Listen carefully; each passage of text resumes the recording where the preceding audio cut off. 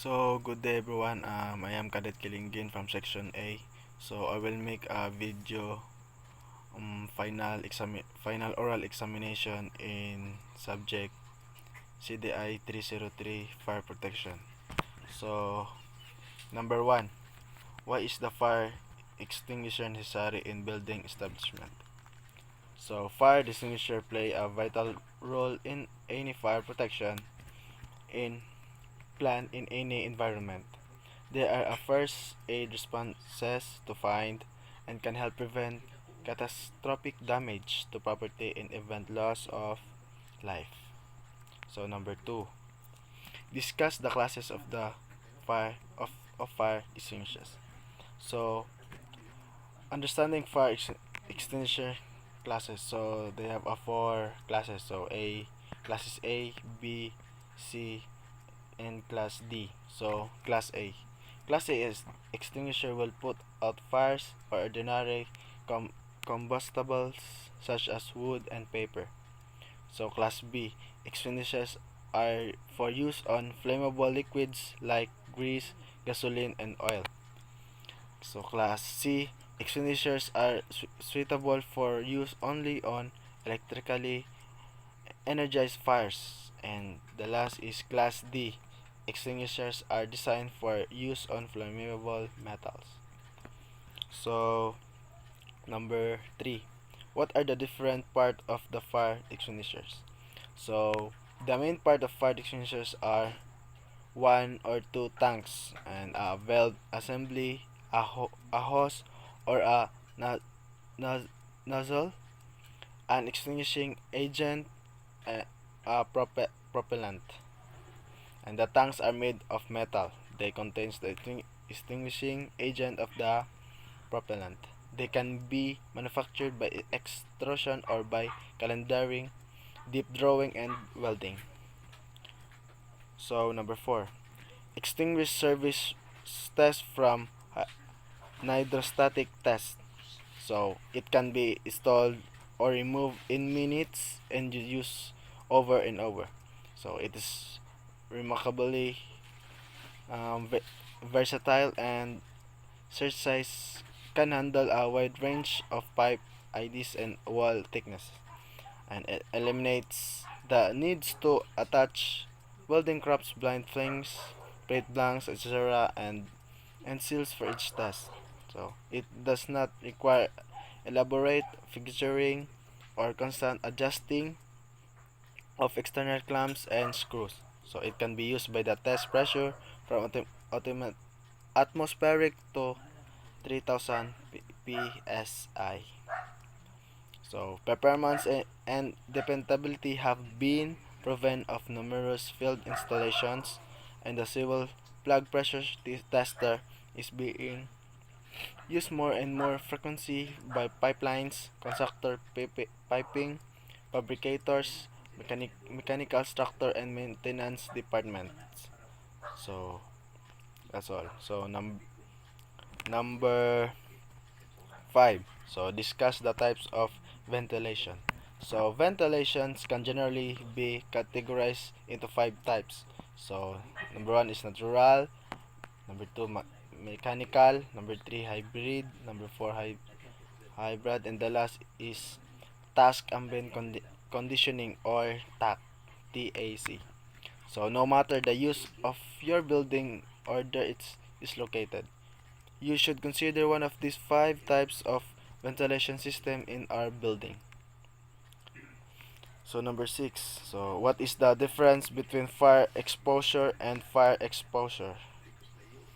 Fire exposure and live exposure. So one, the live exposure is the problem of potential problem that the fire presents to people. So these people includes firelighters, components, others emergency responders such as police and curious bystanders. So the fire exposure exposed is defined as a free resulting from another fire outside that building, structures or vehicle, or a fire that extends to an outside property from a building, structure, or vehicle. For example, if the building fire ignites a truck ported outside, the truck fire is an exposed fire. So, number 7. What makes host appliances different from the host tools?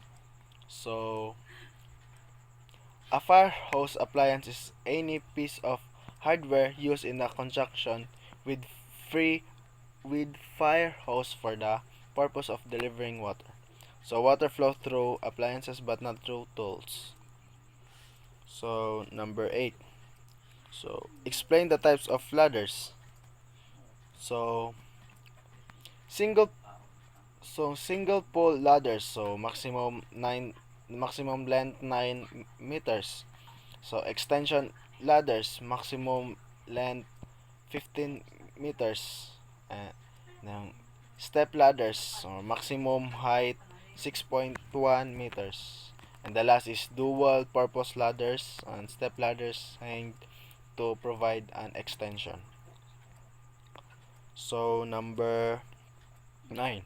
Which form of ground ladders you think you most commonly use at present and why? So for me is step ladder. The step ladder is the most popular one available simply because you can use it for so many things. So it is self-supporting. You can take it with you can take it where you need it. So number 10. Why is ladder necessary in firefighting operation? So ladders have a major role in the fire service. A member must be able to ascend and descend from one level to another when performing emergency operations. Stairways are ordinary and civil, but sometimes they may be involved in fire or other hazard. So, number 11. Discuss the four general classes of the fire causes. So, the four classes is the first is class A. So, next is class B. The third is class C. And the last and the fourth is class D. So, class A fire involving solid materials such as wood, paper, or textiles. So, the next is class B. Fire involving flammable liquids such as petrol, diesel, or oils. And so, the next is class C. A fire involving gases. So, the last is class D. Fire involving metals.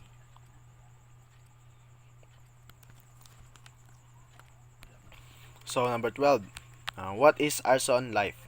So, the arson life by definition is the willful and malicious setting fire to or causing to be burned or aiding, concealing or pursuing the burning of a building house or building adjoining or ad, ad, adjacent to a dwelling house or a building by the burning whereof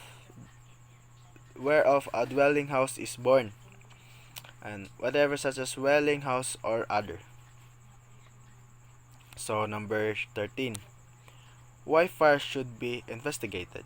So the role of fire investigation is to identify the event that draw together the combustible, the oxidizer, and the source of ignition that start the fire.